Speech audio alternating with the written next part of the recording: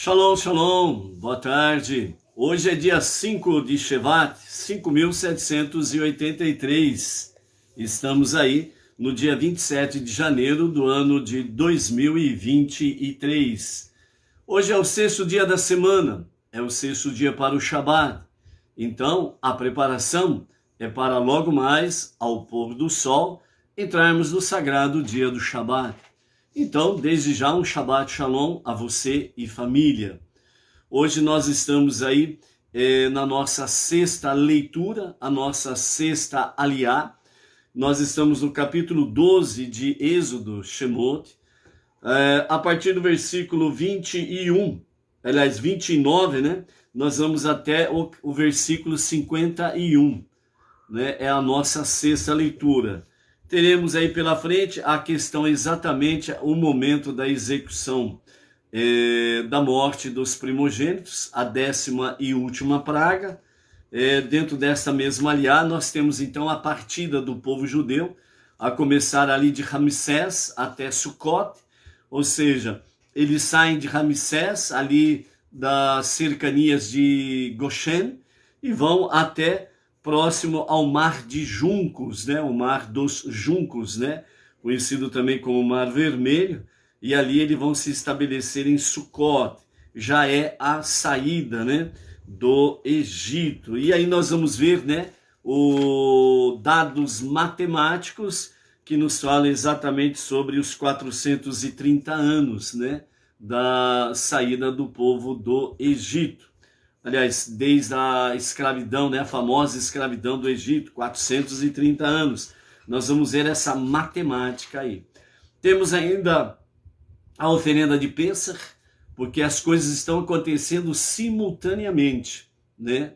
A preparação de Pêssar, a preparação do cordeiro ou cabrito, um dos deuses do Egito, para ser sacrificado, para que o povo saia realmente livre da idolatria e do medo, das ameaças, né, do Paró, com as suas ideologias, seus sistemas, né, que querem de todas as formas escravizar não somente o povo judeu, mas os povos, né?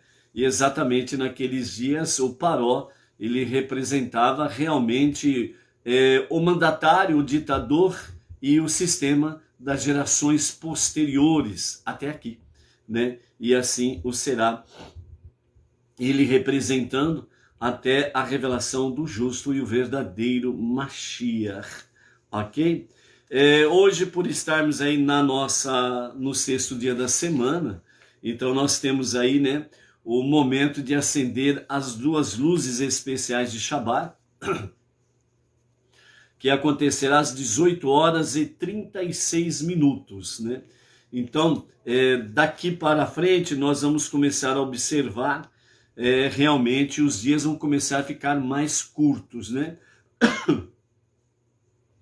Então, progressivamente, nós vamos ter pela frente aí os dias mais curtos automaticamente, ok? Baruch Hashem. E dentro da questão da última praga e Pêssar, que são dois fatos acontecendo simultaneamente, ou seja, ao mesmo tempo, nós vamos ver dentro do Midrash, né, uma visão que o Midrash traz para nós com referência a essa última praga e os fatos, né, que estão interligados, né, Pêssar e a saída do Egito com a última praga, a praga dos primogênitos, a morte dos primogênitos, ok? Baruch Hashem, hoje a nossa prece está no Salmo de número 5, e a prece pelo Brasil e pelo povo brasileiro, né, que seja uma mensagem para as nações, obviamente. Então, o Salmo número 5, ele nos fala sobre uma situação, obviamente, a princípio, sem sombra de dúvidas, né, de David, que é o exemplo para todas as coisas, tanto para o povo judeu como para as nações, tanto para com David de forma pessoal, como também para cada pessoa, né, dentro desse aspecto, no sentido de ter uma experiência pessoal dentro do aspecto aí sobre estar sendo sitiado, perseguido, oprimido, ameaçado ou coisa semelhante por inimigos, ok? A Rosa Maria Simplício de Farias está perguntando: eu poderia comprar vela grande e cortar no meio? Alguém poderia me ensinar? Ei, Rosa Maria, o jeitinho brasileiro. O jeitinho brasileiro não pode, Rosa Maria Simplício, né? É o jeitinho brasileiro, adaptar as coisas, né? Não, compra aí a vela, né? Que não tenha uma embalagem idólatra, né? E compra a vela no tamanho individual e usa dessa forma aí, né? Comprar uma vela grande e cortar no meio é o jeitinho brasileiro, dar uma adaptada aí, né? Não pode não. Vamos lá, vai, compra duas, né? E faz aí o acendimento das chamas especiais de Shabbat, tá bom? Baruch Hashem. Então, a nossa prece de hoje para o Brasil e o povo brasileiro é o Salmo número 5, que nos fala que, sitiado por inimigos, né, o homem justo reza pela libertação para aliviar seu sofrimento físico, com a finalidade de servir a Deus sem interferências. Então, a nossa prece para que Deus nos conceda livramento dos inimigos, né? Ou seja, sermos de fato, temos uma libertação dos nossos inimigos, o objetivo essencial precisa ser exatamente esse, para que nós possamos servir a Deus sem interferências. Bem como também dentro do aspecto financeiro, material, físico, no sentido de saúde, né? Há um problema de saúde ou algo semelhante, ou seja, toda e qualquer adversidade que nós enfrentamos, nós precisamos, sem sombra de dúvidas, termos essa visão, para que Deus realmente atenda a nossa prece, a nossa súplica, nos conceda realmente, né, libertação, salvação, seja dos inimigos, outros problemas adversos, mas a finalidade tem que ser a mesma, que é exatamente essa: servir a Deus sem interferências, né? Então, no caso específico aqui, o Salmo 5 traz essa questão, né, que o homem justo, sitiado, cercado por inimigos, ele pede a Deus, suplica a Deus por libertação para aliviá-lo desse sofrimento físico e assim ele ter realmente a liberdade de servir a Deus sem interferência. Então, essa é a nossa prece para o dia de hoje, né? Redenção, tanto é que o tema central também está focado em fé na redenção, que é a palavra do nosso Rebbe Menachem Mendel para o dia de hoje.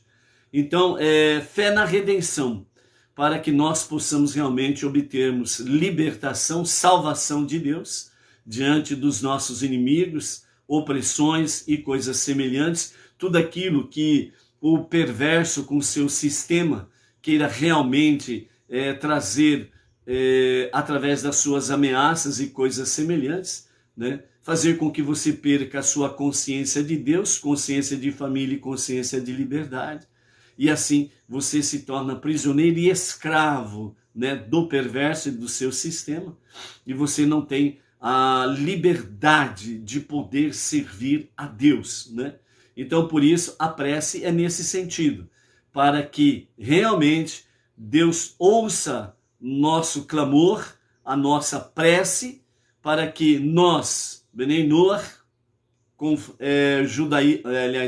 com o monoteísmo com fundamento judaico e orientação rabínica, possamos realmente ter esta liberdade para servir a Deus sem interferências, né? E assim também o nosso povo brasileiro, o nosso irmão, o povo brasileiro, possa também, né, diante das adversidades que estão acontecendo aí, onde perversos e perversidades estão momentaneamente reinando,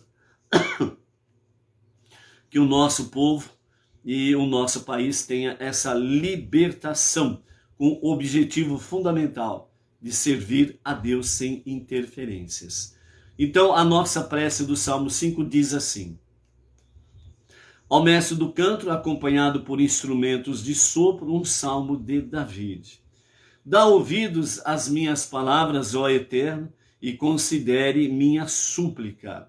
Atenta à voz do meu clamor, meu Rei e Deus, pois a ti dedico minha prece. Eterno, ouve a voz da minha oração, que a ti dirijo a cada manhã, aguardando tua resposta. Pois tu não és complacente com a maldade, e a perversidade não se pode manter junto a ti.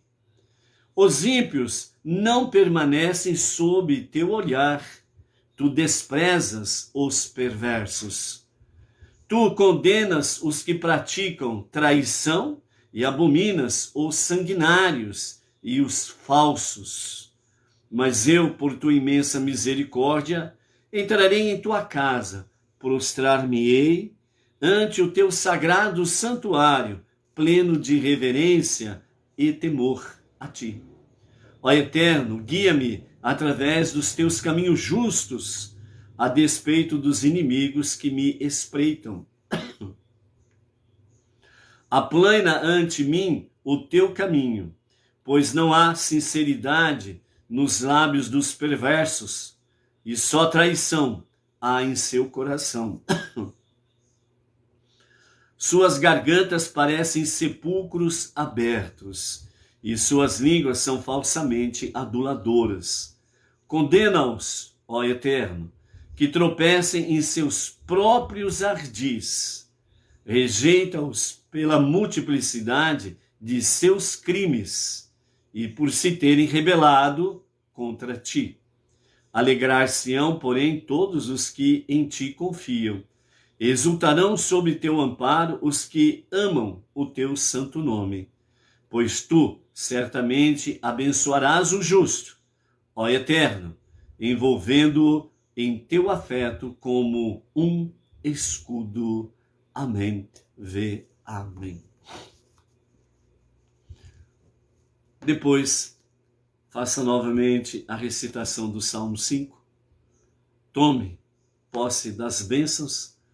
Descanse nas promessas firmes de Hashem, para que, de fato, você possa ter, sem sombra de dúvidas, né? Sem sombra de dúvidas, este shalom harmonioso na tua vida, para que você possa andar na firmeza de Hashem. Ok? Baruch Hashem. A Rosa está perguntando, né? A vela precisa ter quanto tempo de duração? No mínimo 30 minutos. No mínimo 30 minutos, ok? Melhor é acima de 30 minutos que tenha duração, né? Então, a maior parte das velas que tem por aí, geralmente elas são no mínimo de 1 hora. Então, aí você acende no horário que é um horário oficial para os judeus, segundo o fuso horário do mundo inteiro. E aqui, né, no nosso país, de acordo com o fuso horário, que tem lugar que tem 1 hora a mais, né? Então, 1 hora a menos, né? Depende da posição geográfica. E aí, então, aqui o horário oficial a contar de Brasília, 18h36, o acendimento das luzes especiais de Shabbat, né? Então, aonde for 1 hora a menos, então, às 19h36, né? O acendimento das luzes, né? Normalmente, esse horário aqui é em torno de 18 a 20 minutos antes do pôr do sol, né? Por isso, no mínimo 30 minutos é o tempo hábil para que realmente se adentre ao Shabat com as luzes especiais de Shabat acesas, né? Para quem está em casa e tem o tempo hábil para assim o fazer, ok? Então, sem sombra de dúvidas, é preciso fazer assim, ok? Rosa Maria Simplício de Farias, velas pequenas tem mais e difícil encontrar sem embalagem idólatra. Então é melhor não fazer do que fazer com algo idólatra. É só não fazer. É melhor assim. Certo? Utilizar alguma coisa de idolatria para consagrar a Hashem, isso daí Deus não aceita, né? Então é melhor não fazer do que fazer com algo idólatra, ok? E aí, as outras velas, aí vê o tempo de duração, geralmente é de 1 hora. Então aí é só adquirir as velas, né? Você pode adquirir também as velas especiais pelo sefer.com.br. Ali também tem velas especiais e kosher, né, para o Shabat e também demais festividades aí que se acendem as luzes das festividades, ok? Mas o importante é, sem sombra de dúvidas, é não usarmos absolutamente nada de idolatria para servir a Hashem. Então, no caso específico, é melhor não fazer e Deus vai ficar muito mais contente do que fazer usando algo idólatra, ok? Baruch Hashem. Baruch atah Adonai Eloheinu melech haolam she'achonei abdi. Então, amados, a nossa sexta leitura, ela está dentro do capítulo 12, a partir do versículo 29 de Shemot e Êxodo, e vamos até o versículo 51, onde nós temos aí a praga, né, a última praga, a 10ª praga, a morte dos primogênitos, e dentro desse aspecto aí, então, nós vamos ver uma visão dentro do Midrash, né, o que traz para nós, né, com comentários também de Rashi, né, o grande comentarista da Torá, né, e o nosso Rebbe Menachem Mendel fala que uma das coisas básicas é nós estudarmos a Torá com comentários de Rashi, né? Então, o que não pode faltar são os comentários de Rashi aí. Então, nós vamos ter hoje, né, dentro desse aspecto aqui, né, os comentários de Rashi, mais os comentários do Midrash, para que nós possamos ter aí uma visão dentro desse aspecto aqui, com referência a esta última praga, né, a morte dos primogênitos, né? E nós vamos ver aí a questão matemática do que significa os 430 anos, né, que normalmente muitos pregadores por aí falam que o povo judeu ficou 430 anos escravo no Egito, e não é verdade. Então nós vamos ver a realidade desses fatos aí, o que acontece em si, ok? Então, no versículo 29, né, na nossa sexta aliá, foi precisamente à meia-noite do dia 15 de Nissan, que Deus, em concordância com a corte celestial, matou todo o primogênito do Egito, mesmo aqueles que não eram egípcios, do primogênito do faraó até o trono desde o trono do Paró, ou faraó, né, ao seu primogênito, até o primogênito dos prisioneiros que se encontravam nas masmorras, né? E nós vimos aí os comentários de Rashi e do próprio Midrash, que explica essa questão. Por que que os prisioneiros também tiveram a morte dos seus primogênitos? Por que que os servos, as servas, os escravos, as escravas do Egito, né, que não eram egípcios, também tiveram a morte dos seus primogênitos, né? Então nós vimos aí tanto Rashi como Midrash comentando essa questão, porque tanto os prisioneiros como os prisioneiros não egípcios, como também os escravos e as escravas não egípcios, né, também a morte dos seus primogênitos aconteceu, porque eles também zombavam dos judeus. Eles também se alegravam em ver realmente a opressão, a perseguição, as ameaças, prisões e mortes que aconteciam, sem contar as torturas, tanto psicológicas como físicas, que acontecia para com o povo judeu. Eles se alegravam com isso. Então eles também entraram dentro da praga do Egito, né? A 10ª praga, a morte dos primogênitos. Por quê? Porque eles pertenciam ao faraó. Eles pertenciam ao Paró. Então, os que pertenciam ao Paró, porque o Paró era o máximo, era o mandatário, o ditador, o Deus do Egito e de toda a terra naqueles dias, né? Era o Bambambam, né? Era aquele que se dizia, eu sou Deus, o resto é resto, né? Eu mando e desmando, eu faço e desfaço, e todos têm que me obedecer. Então, essa primícia do Paró, ela perseguiu o sistema, junto com o sistema, através de todas as gerações até aqui. Então não é de se, como diz assim, não é uma novidade nem para quem conhece a história bíblica e quem conhece a história contemporânea, aquele que tem a sua mente firmada em Deus porque tem consciência de Deus, família e liberdade. Então não é de se admirar que vira e mexe aparece por aí ditadores, à semelhança do Paró. Ele é o rei, ele é o presidente, ele é o governador, ele é o ministro do Supremo Tribunal Federal, do Faraó, do Egito, manda e desmanda, é tudo, ele é tudo. Então não é de se estranhar isso daí. Por isso, todo e qualquer sistema, seja ele dado o nome que for, socialista, comunista, globalismo, progressista e os raios que os partas, né, estão sempre conectados com o Paró e o Egito. Porque o Paró e o Egito é a origem, a fonte de toda e qualquer maldade, perversidade dentro dessas questões aqui, né? Então, não é de se estranhar esta realidade. Então, por isso, todos que pertenciam ao Paró, né, e que zombavam dos judeus e se alegravam com a vida difícil e as mortes dos judeus, os seus filhos, então também entraram dentro da praga. Não foi poupado. O primogênito que estava lá no calabouço, nas masmorras, também o primogênito do não-judeu morria. Assim como do escravo e da escrava.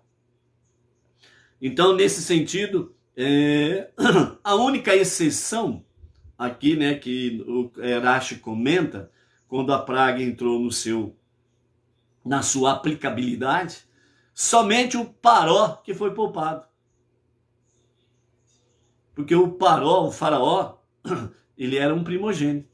Então, se a morte dos primogênitos, então ele estava na fila, né? Então, nós vimos aí outro comentário de Rashi anterior, que o objetivo de Deus não era executar exatamente na plenitude, totalidade da morte dos egípcios, dos seus gados, como nós vimos nas 10 pragas. Era realmente uma porcentagem considerável, não restam dúvidas, para exatamente haver a possibilidade de que o Paró e os seus asseclas pudessem, de fato, fazer techuvá. Porque, como diz o profeta Ezequiel, Deus não se alegra com a morte do ímpio, do perverso.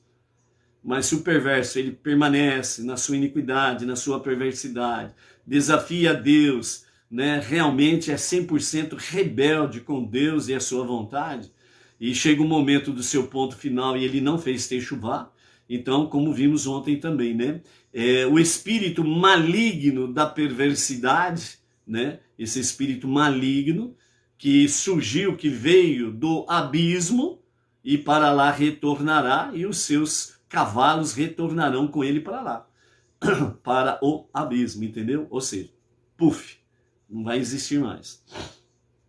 Por isso diz em algumas passagens de Salmos, né, que o lugar do perverso você procurará e não o achará, né?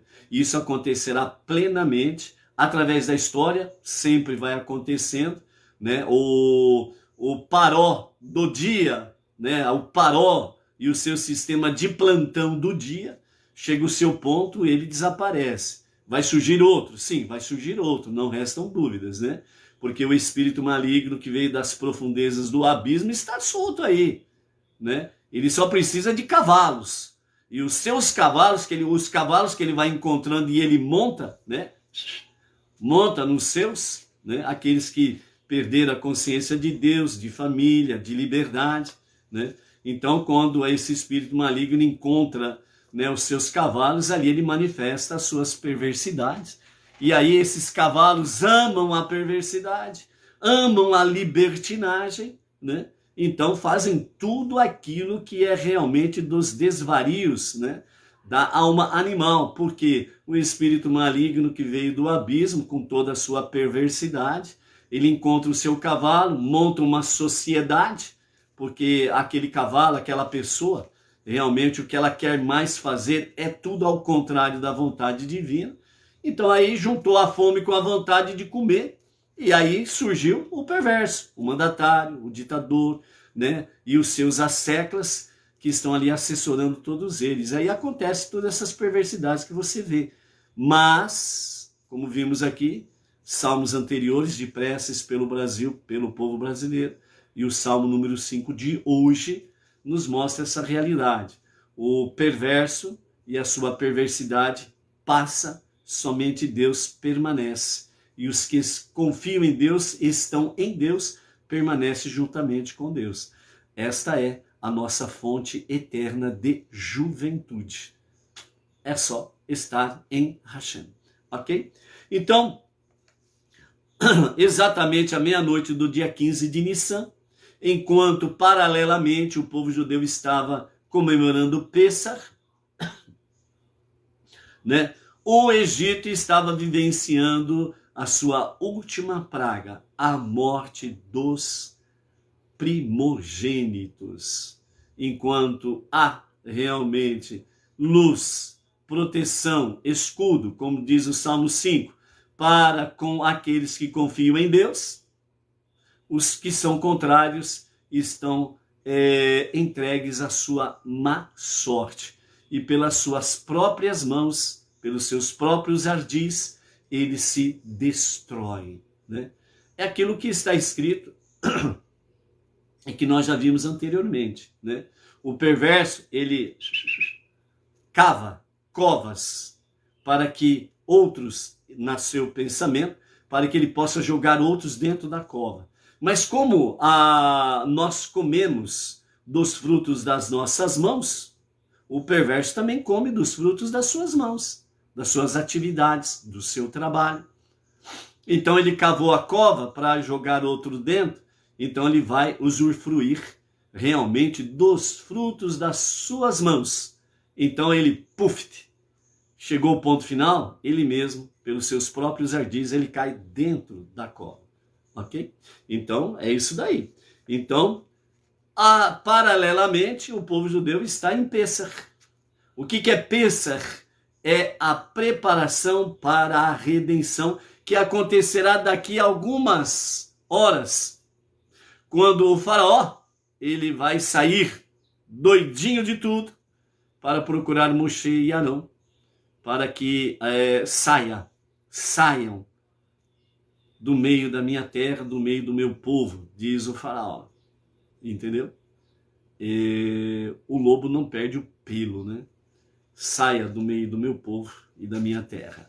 E aí, oficialmente, autorizou a saída do povo judeu. Então, por isso, né, a praga exatamente à meia-noite do dia 15 de Nissan, ela começa em todo o Egito, né? Segundo Rashi e o próprio Midrash, os nossos sábios falam que essa praga, a 10ª praga, a morte dos primogênitos, é algo ímpar na história das pragas. Todas as pragas, elas tiveram uma duração de 7 dias, com exceção da praga das trevas, que foi a anterior à morte dos primogênitos, certo? A praga das trevas, ela teve uma duração de 6 dias. Os 3 primeiros dias foi uma escuridão opaca, onde as pessoas podiam locomover-se. O povo judeu, para onde ia, andava em luz, mesmo quando entrou nas casas dos egípcios, aonde o judeu andava, para ele o caminho era de luz. Para o egípcio, mesmo que estivesse ali próximo do judeu, ele não via o judeu se locomovendo, não via nenhum reluz de um brilho de luz, ok? Para o egípcio e aqueles que estavam sob o domínio do Paró, como já falamos aqui, né? O escravo, a escrava, o prisioneiro e companhia limitada, para eles era escuridão mesmo, opaca, não via ninguém, não enxergava ninguém, não enxergava absolutamente nada. Nesses 3 primeiros dias ainda podia andar, apalpando aqui, apalpando ali, ainda podia andar. E nesse interim, o povo judeu pôde entrar nas casas dos egípcios e ver onde que estavam as suas riquezas guardadas, escondidas, etc. e tal, né? Segundo o Midrash, nos fala que que os egípcios, eles chegaram realmente a concretar, né, o seu ouro, a sua prata, as suas pedras preciosas, as suas riquezas nas paredes das suas casas, o famoso fundo falso. Quando você vê uma reportagem aí da Polícia Federal encontrando fundo falso nas casas da pessoa, você acha que é novidade? Não é novidade. Não existe nada novo, gente. Por isso aquele que estuda a Torá, os 5 primeiros livros da Bíblia, e os livros de estudos dos nossos sábios, vê realmente que não tem nada novo debaixo do sol, debaixo do céu, não tem nada novo. Os egípcios já faziam a parede falsa, o fundo falso, entendeu? E os judeus descobriram, ok? Era assim. No fundo do quintal enterravam, faziam buracos e enterravam as suas preciosidades, né? A sua seda, né? Eles enterravam lá no fundo do quintal. E os judeus viram tudo na praga das trevas. Então eles sabiam exatamente onde que tudo estava escondido, né? Então, entre aspas, né? O povo judeu era uma verdadeira polícia federal, descobria tudo. Ok? Então, o segundo período das trevas foi os 3 últimos dias de densas trevas, onde ela, de tão densa que ela foi, podia se apalpar a própria escuridão. E aí quem estava em pé não podia sentar, quem estava deitado não podia levantar, ninguém podia, de fato, se mover, porque a densidade das trevas era tanta, que de uma certa forma as pessoas ficaram concretizadas no lugar em que estavam. O povo judeu continuava livre.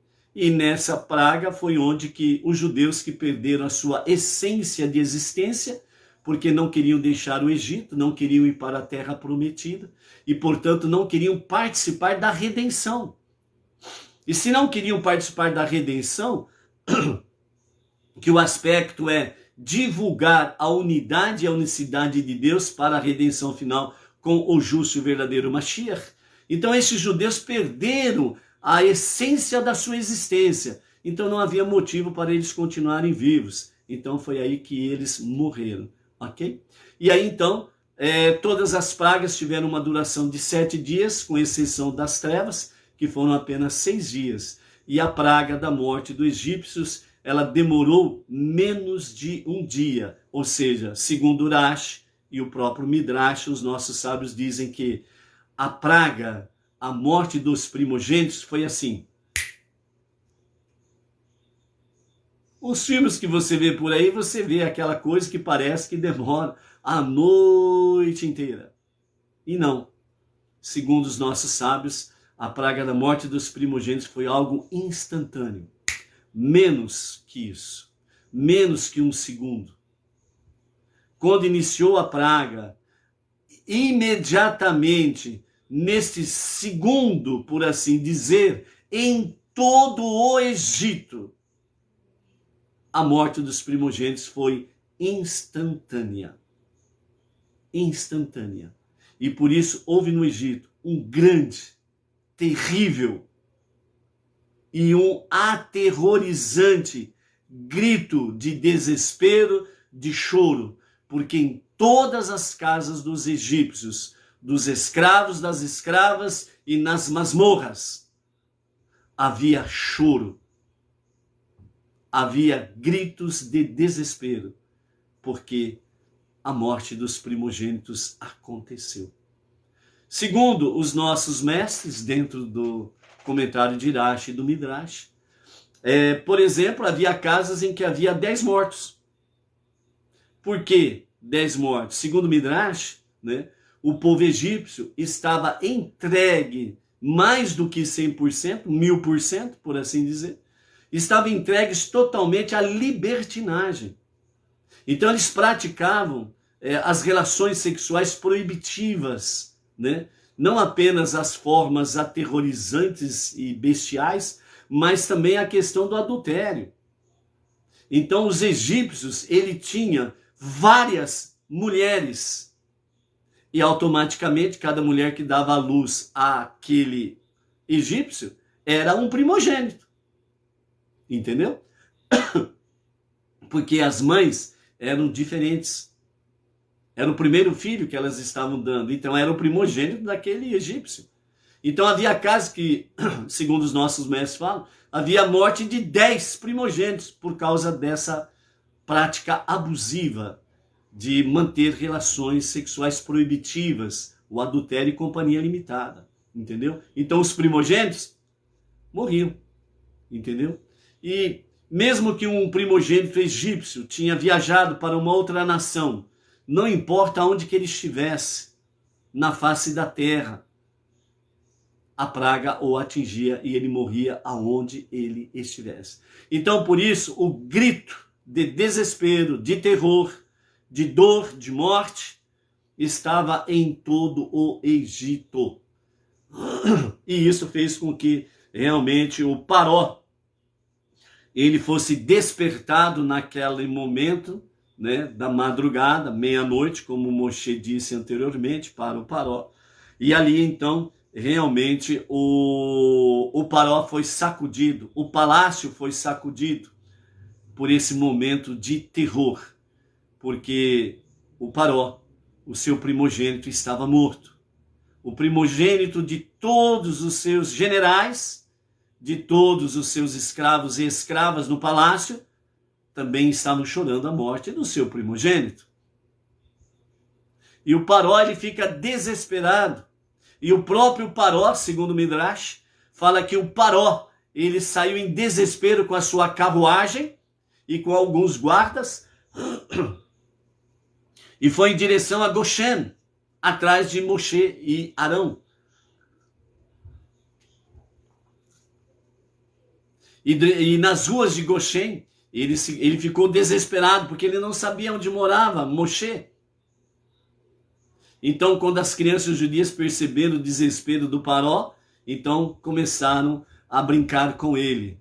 Então, aparecia uma criança numa esquina e dizia: "Ó, Paró, Moshe mora ali!" E o Paró, com a sua carruagem, saía em desespero e chegava no ponto indicado e aparecia uma outra criança numa outra esquina e gritava ao Paró: "Não, Paró, não é aí não, é aqui!" E o Paró ficou que nem bobo nessa história aí por algum tempo, até que de fato localizou Moshe. E aí então o Paró ele vai então e a Moshe e Arão, e então o Paró diz a Moshe e Arão, né, como está aí no versículo 31 do capítulo 12. Levantai-vos e saí do meio do meu povo, vós, adultos, e os filhos pequenos de Israel também, e ide servir a Deus como falaste, do jeito que Moshe falou. Então agora o faraó finalmente estava dizendo: como você falou, Moshe. Tomai vossos rebanhos e também vosso gado, conforme vós determinaste. Ou seja, por isso, voltando um pouquinho na história, na sarça ardente, Deus disse a Moshe: você será senhor sobre o Paró.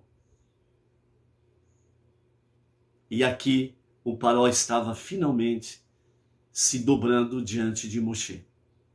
Como você disse, como você proclamou, como você determinou que assim se faça. Por isso que quando aquele que confia em Hashem, aquele que está firmado, como vimos a questão das ombreiras e verga, da porta, né, falando sobre a questão de boas obras, de obediência, estudo da Torá, estar realmente disposto a servir a Hashem, você se torna senhor sobre o Paró e Mitzrayim, que Mitzrayim significa sistema perverso.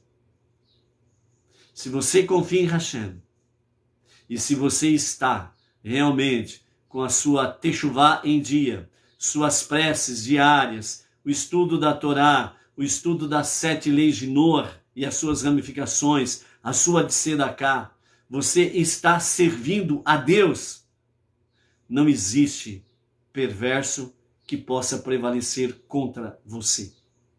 momentaneamente, ele pode até tirar a sua liberdade individual, a sua liberdade de ir e de vir por algum tempinho. Mas ele não pode alcançar aqui, onde está a tua alma divina, consciência de Deus, consciência de família, consciência de liberdade. Você é Senhor sobre qualquer paró na história. E é disto que os mandatários têm medo, pavor. Porque quando eles não conseguem dominar aqui no ser humano, eles sabem que estão em perigos. Eles sabem que estão debaixo de uma autoridade superior a deles. E essa autoridade, que é espiritual, eles sabem que não tem como dominá-la. Não tem como restringir a sua liberdade de ação. Eles sabem que essa autoridade espiritual, através da consciência de Deus, eles sabem que não conseguirão vencer. E por isso eles entram em desespero, porque sabem que o seu tempo está chegando ao fim. Analise a história bíblica e contemporânea e analise o que está acontecendo aí fora. Quem é sábio, entende. Ok? Então, vamos em frente. E nesse sentido todo, então, amados, nós vemos aí que o Paró, ele se rende finalmente a Moshe e Arão. E ele diz aí no verso 32, tomai vossos rebanhos, o vosso gado, conforme vós determinaste. E ele diz, e ide. Mas o versículo 32, ele encerra com o Paró dizendo assim, e abençoai-me também. Por que o Paró saiu desesperado atrás de Moshe? Porque os primogênitos do Egito estavam morrendo? Não. O Paró foi desesperado atrás de Moshe porque o seu primogênito morreu? Não. O perverso, ele não tem dó de ninguém, só dele. O perverso, com a sua perversidade, ele não ama ninguém, a não ser a si mesmo e o seu poder momentâneo. Então por que o Paró foi atrás de Moshe? Porque ele era primogênito. Ele estava na fila da morte. E ele foi rogar a Moshe, abençoai-me também, para que eu não morra, porque eu sou primogênito.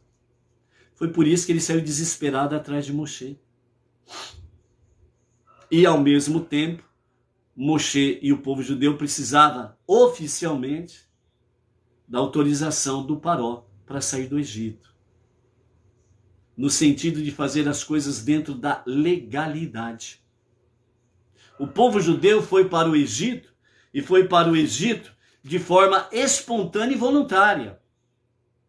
Eles entraram dentro do processo de escravidão de forma espontânea e voluntária. Eles não foram conquistados para serem escravos. Eles não foram destruídos nas suas bases para serem escravos. Mas eles entraram no Egito espontaneamente, por causa da fome.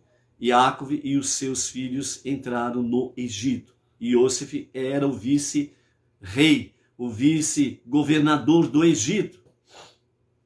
E como redentor daquele momento, ele salvou não somente o povo judeu da morte, mas ele salvou tanto o Egito como todas as nações naqueles dias da morte, por causa da escassez, da fome, da miséria.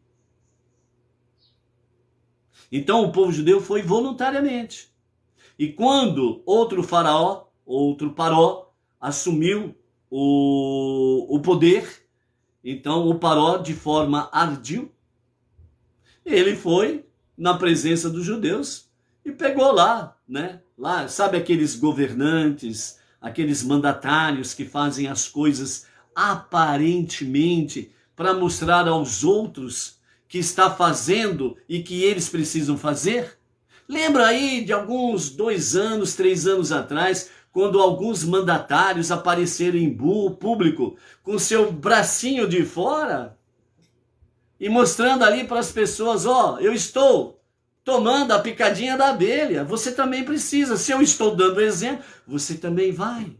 E as pessoas, pá, seguiram o seu Paró. E várias imagens mostraram que o que ele estava fazendo era apenas uma encenação. E não o famoso experimento real. Era apenas uma encenação. Mas o Paró estava dando exemplo. E o povo foi atrás. Pau! É só você entrar nas pesquisas que está acontecendo nos Estados Unidos, né, na Europa, no Canadá, sobre essa questão aí, você vai descobrir verdades que vão te assustar. Se você tiver coragem de buscar a verdade. Porque para buscar a verdade precisa ter coragem. Ok? Então, o povo judeu seguiu o exemplo do Paró. Ah, o Paró está pegando no barco, está fazendo ali um tijolinho, por que nós não vamos ajudar? Ele está pedindo nossa ajuda. E eles ajudaram. Depois, no outro dia, o Paró aparece lá com um pêndulo no seu pescoço, né? Um amuleto, né? Uma correntinha e um formato de tijolo pendurado ali no pescoço. E aí então, ele falou para o povo, ó, sigam o meu exemplo. E voluntariamente o povo judeu começou também a receber do Paró e dos seus asseclas, né, a correntinha com um tijolinho ali, para mostrar que eles estavam seguindo o exemplo do Paró, estavam obedecendo ao Paró. Então, voluntariamente, eles se entregaram à escravidão. É a mesma coisa, entre outros aspectos por aí, né, que foi falado dentro da picadinha da abelha, né? E as pessoas por aí afora vai, né? Ó, o Paró está colocando uma correntinha pendurada no pescoço em forma do tijolo. Então ele apareceu em público com aquela fantasia, né? Ó, eu estou usando, usa você também. E todo mundo vai atrás do Paró. O que nós queremos mostrar aqui, e o que iremos focar é que quando o perverso reina, governa, o povo chora e geme. E aparentemente, ele dá, entre aspas, de forma ardil, dá exemplos para que o povo siga.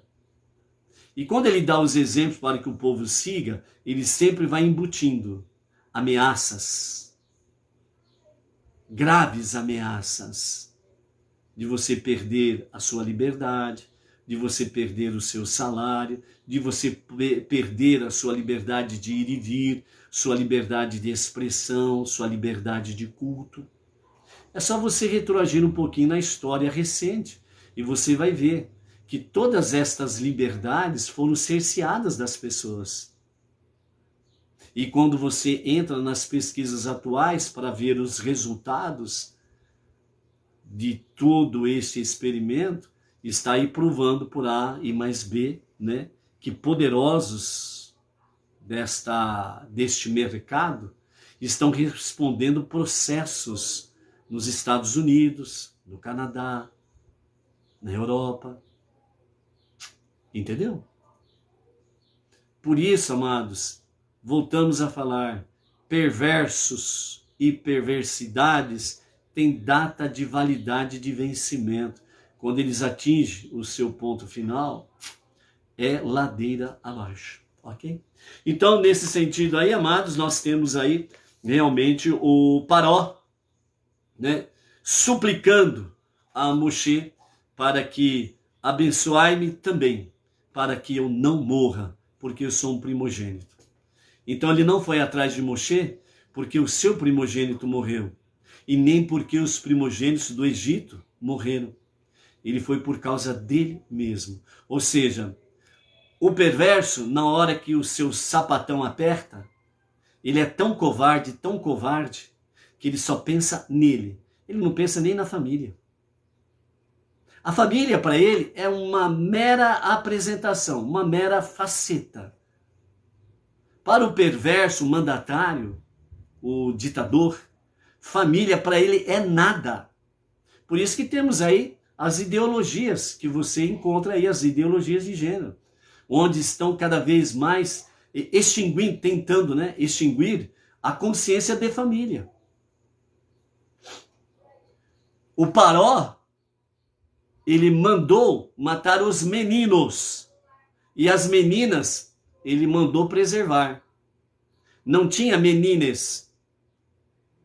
Entendeu? Na hora do pega pra capar, homem é homem, mulher é mulher. Macho é macho, fêmea é fêmea. Não tem como. O homem não tem como ter ovário. A mulher não tem como ter o órgão reprodutor masculino. Vai ser sempre homem e mulher. Por quê? Porque o Criador fez assim. E quem é o homem? Essa besta para querer mudar aquilo que Deus fez? Tem data de validade de vencimento. E a hora que chega o seu ponto final, vai com todas as suas ideologias pro abismo. Sem sombra de dúvidas. Deus que é Deus, ele não joga nada de goela abaixo às pessoas. Ele dá a oportunidade do ser humano de escolha. Se Deus assim o faz. Ponto final. Ok? Ao mesmo tempo, então, né, dessa forma aí, o segundo Midrash, quando o Paró diz isso para Moshe, Moshe diz para o Paró, ó, nós não vamos sair agora de noite como ladrões, não. Amanhã, de manhã, nós vamos então, com todos os nossos preparativos, sair do Egito. Mas não vamos sair agora à noite como ladrões fugitivos. Nós vamos continuar o nosso Pessah, e quando raiar o dia, como Deus disse a Moshe, o que sobrar do sacrifício de Pessah será completamente queimado.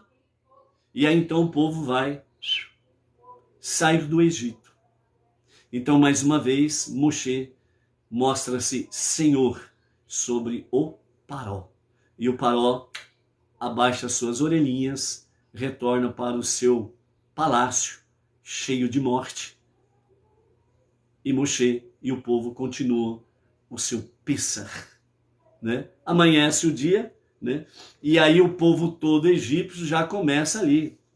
Vamos embora, saiam do nosso meio.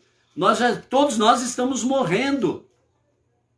Então é onde que de fato as primeiras massas para pães no dia, que eles estavam fazendo ao amanhecer, não houve tempo do levedo, de serem levedadas. Então tiveram que sair carregando as suas massas, e dentro desse aspecto, né, aí elas então, com o calor do sol, elas tornaram-se matzá, né?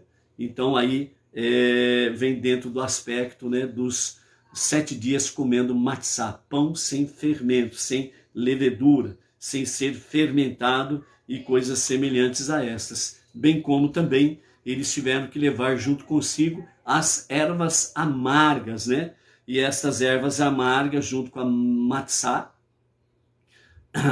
o pão sem fermento, ou matzot, os pães sem fermento, representando exatamente todo o amargor que eles tiveram ali no Egito, ok? Então, por isso, né,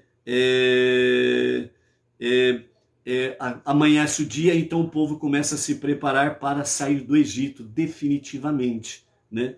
Então aí o povo começa a se organizar. Não podemos esquecer que Josué, o grande general de Moshe, né, ele está ali organizando todas as coisas, junto com Arão e companhia limitada, os anciãos, etc. e tal, né, e se preparando para sair.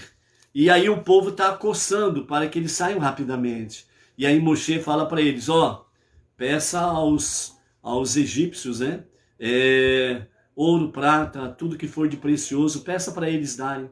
E quando eles pediram, rapidamente, né, não precisou dizer que eles sabiam onde que estavam escondidos, porque Deus fez com que o povo judeu achasse graça aos olhos, né, do povo egípcio. Então o povo egípcio olhou para o povo judeu com olhos de graça, bom olho, e não com mau agouro, né?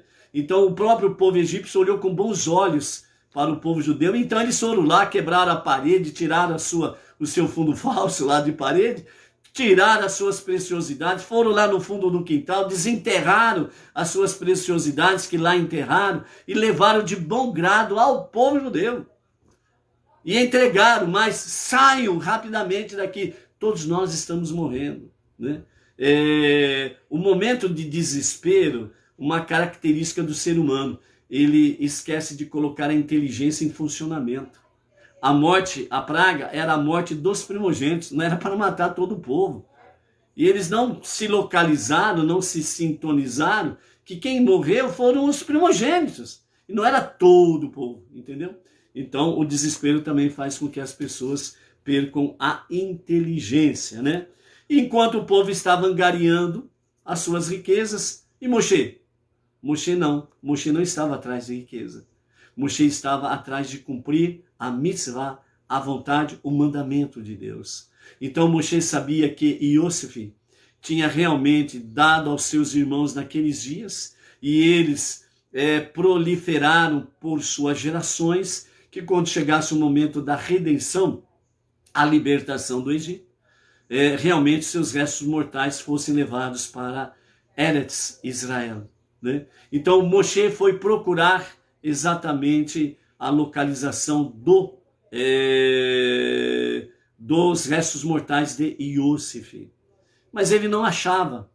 Então, né, de repente se apresenta para ele, segundo os comentários de Irash e dos Midrashim, né, que apareceu diante dele uma senhora e disse para ele assim: o que buscas? Então Moshe disse: eu busco os restos mortais de Iosef. Então ela falou assim: eu sei onde que está. E ela conduziu ele até a beira do rio Nilo, no local exato onde que o caixão de material de chumbo, né, foi colocado os restos mortais de Iosef, certo? E nesse sentido o caixão foi para o fundo do rio, na parte mais funda do Nilo. E então essa mulher disse para ele: aqui é onde o seu esquife, o seu ataúde foi lançado. Porque os egípcios achavam, o Paró achava que com o corpo dele aqui dentro, né, com seus restos mortais dentro do Nilo, o Nilo jamais deixaria de fluir as suas águas e não haveria mais fome no Egito, né? Então essa senhora que se apresentou para ele, que estava viva ainda naqueles dias, era a neta de Iacove, a filha de Asher. O nome dela, Serach. É ela que indicou a Moshe os restos mortais de Iosef. E isso por quê? Porque quando foi para dar a notícia a Iacove que Iosef estava vivo, então os irmãos se reuniram e falaram para Asher, falar para sua filha Serach, que tocava habilmente harpa e tinha uma voz muito melodiosa, que ela cantasse, né, ao lado do vô Iacove, né, uma canção que dizia que Iosef estava vivo. Então ela, com a sua harpa e a sua voz melodiosa, ela ficou cantando e repetindo várias vezes que o meu tio Iosef está vivo e que ele é governante no Egito. E ela repetiu isso por várias vezes. E essa canção, essa melodia e a sua voz harmoniosa foi cada vez mais descendo ao seu coração, elevando-se a sua alma, e isso alegrou o seu ser. E ele sorriu. Depois de 22 anos, ele sorriu e disse à sua neta: uma boa canção você está cantando. E isso alegrou o meu coração. Que você, Serach, tenha uma vida longa. Esta bênção de Iacove fez com que Serach fosse a única sobrevivente de toda aquela geração anterior. Foi ela que disse aos anciãos que o mensageiro, o redentor de Deus para a libertação do povo do Egito, ele diria quando chegasse. Diz Deus, eu me lembrei, Pakod e Ficod. Este que chegar com essa palavra é o Redentor. E naquele momento, Moshe foi, como diz os nossos sábios, o primeiro Redentor.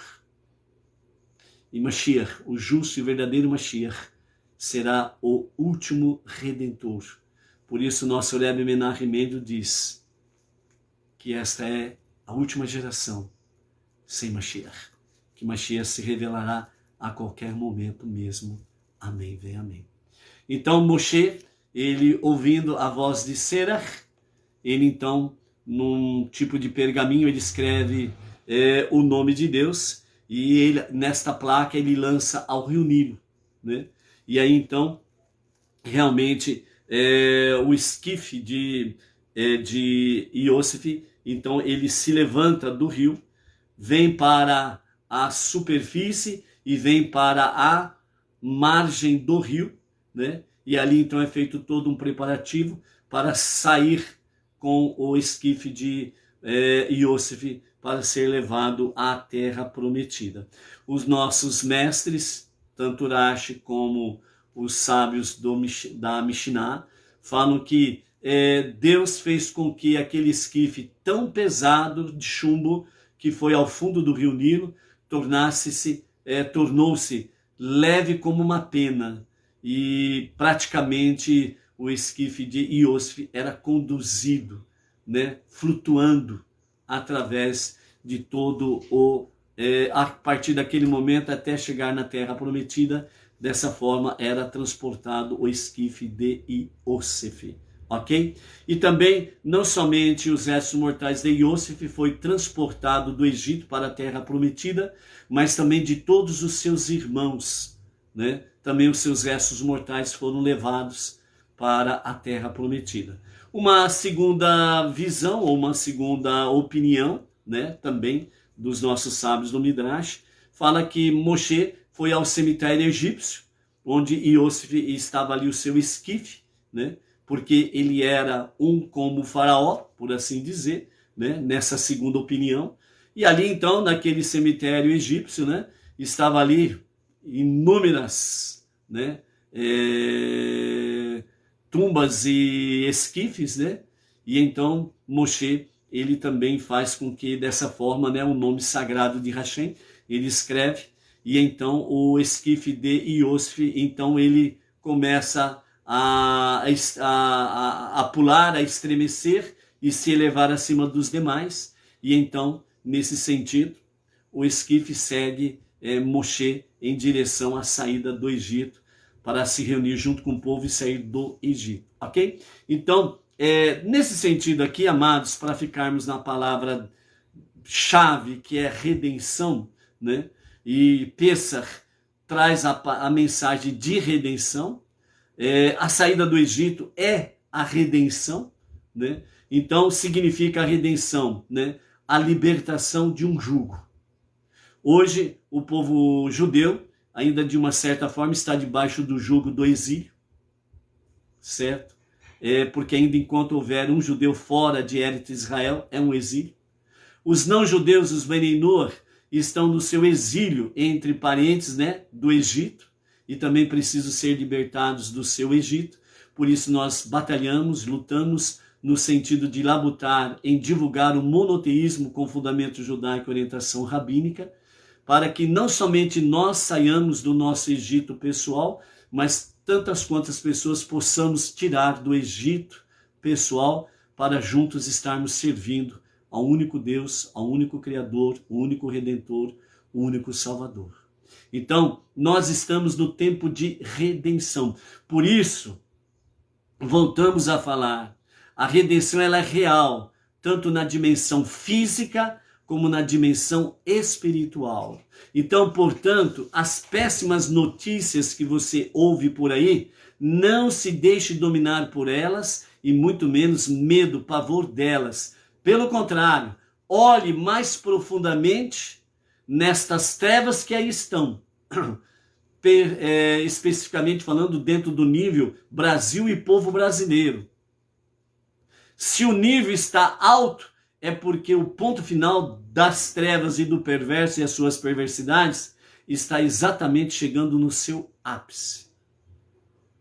Então olhemos para aquilo que está oculto dentro das trevas, a redenção, a libertação dentro da dimensão física, para podermos estar vivenciando a nossa redenção espiritual. A nossa redenção espiritual, vivermos dentro da dimensão física a realidade da nossa verdadeira libertação. Por isso, Brasil, povo brasileiro, não olhe para baixo, não se envergonhe, não se acovarda, porque a nossa redenção está muito mais perto do que possamos imaginar, tanto no aspecto espiritual como no aspecto físico. Então, por isso, o nosso Rebbe diz, para finalizarmos a nossa reflexão aqui, fé na redenção. Ao levar tamboris, as mulheres demonstraram mais fé e confiança em Deus, mais do que os próprios homens, né? Por isso os israelitas pediram utensílios de prata e ouro, roupas aos egípcios, as suas preciosidades.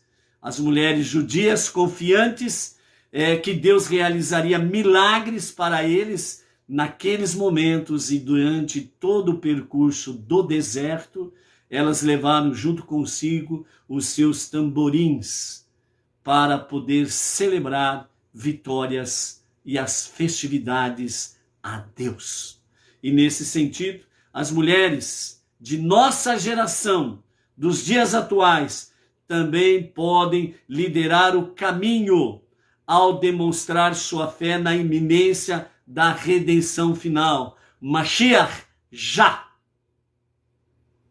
As mulheres têm um poder mais espiritual do que os homens para tomar posse desta promessa real e verdadeira, a redenção final com a revelação do justo e verdadeiro Mashiach. Então, portanto, as mulheres judias estão vivendo esta realidade.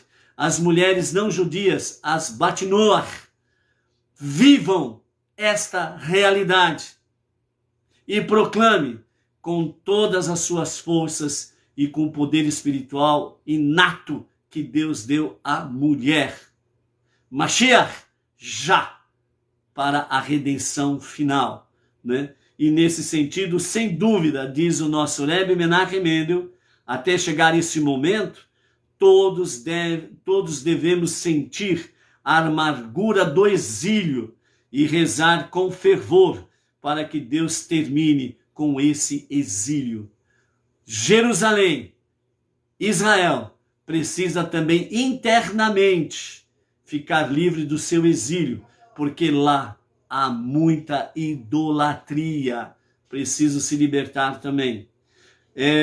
Mas ao mesmo tempo, nossa confiança inabalável que Deus cumprirá sua promessa de redenção deve nos preencher de uma alegria transbordante.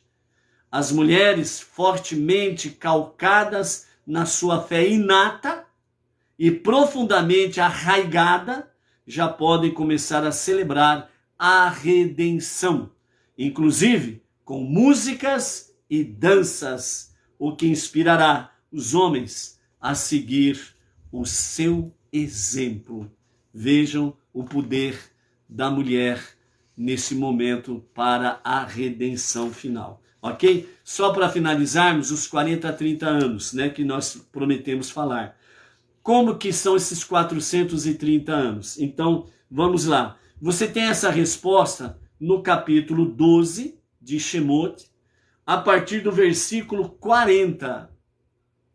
Você encontra essa resposta lá. Mas, resumidamente, é assim. Depois você vê lá. 30 anos a contar da aliança até Itzarraque. Então, de Abraão até Itzarraque. 30 anos. Ok? 30 anos de aliança até Itzarraque. 60 anos do nascimento de Itzarraque até Iacove, certo? Ou seja, quando Yitzhak, quando Iacove nasceu, né? Yitzhak tinha 60 anos. 130 anos de Iacove até a sua chegada no Egito. Quando Iacove chegou no Egito, ele tinha 130 anos, certo? Depois, né, da chegada do Egito, né, ali que ficou aqueles 17 anos em que Iacove viveu verdadeiramente, né? Aí nós temos então 210 anos, uma contagem no Egito. Então esses 210 anos não foi uma escravidão imediata. Teve os 17 anos de Iacove, que viveu intensamente com muita alegria, muito shalom harmonioso, certo? A geração dos seus príncipes, dos seus primeiros filhos, dos seus 12 filhos, aquela geração passou e depois então teve uma nova geração que vivenciou o Egito. Então esses últimos 210 anos é contado como no Egito, né? A escravidão em si, na realidade, ela não foi nem 210 anos, foi menos do que isso, ok? Então, somando isso, 30 mais 60 mais 130 mais 210, então nós temos aí 430 anos, né? Da escravidão chamada, né? A escravidão do Egito. Mas na realidade não é exílio, né? O exílio do Egito, ok? Então é isso que são os 430 anos. Depois você olha aí melhor, dentro do capítulo 12, a partir do versículo 40, né, estas explicações aí. Ou seja, né, amados, dentro desse sentido, nós temos aí a palavra de fé na redenção, como diz o nosso Rebbe Menahem Mendel. Ou seja, Mashiach, a sua revelação do justo e verdadeiro Mashiach, ela poderá ocorrer a qualquer momento e a qualquer momento mesmo. Amém, amém. Vivamos a alegria dessa redenção já. Mashiach, já. E a partir das 20 horas, nós estaremos transmitindo o Kabbalat Shabbat, né? A partir lá da sinagoga Benei Noach, Jardim Silvestre 2, Bauru, para o Brasil e para as nações, certo? E aí nós estaremos inaugurando, né, o nosso candelabro, que nós recebemos de presente dos nossos amados irmãos ali do Grupo Estudos da Torá, ali do pessoal do Ceará, né, Pernambuco, Alagoas e Bahia, né? Então, Baruch Hashem por essas pessoas, e nós estaremos aí inaugurando o candelabro para o acendimento das luzes de Shabbat ali na sinagoga Benei Noach. Então, até daqui a pouco, temos um encontro. Shabbat Shalom a você, família, e todas as comunidades, com muita presença divina e cada um tomando posse da verdadeira redenção final com Mashiach. Shabbat Shalom.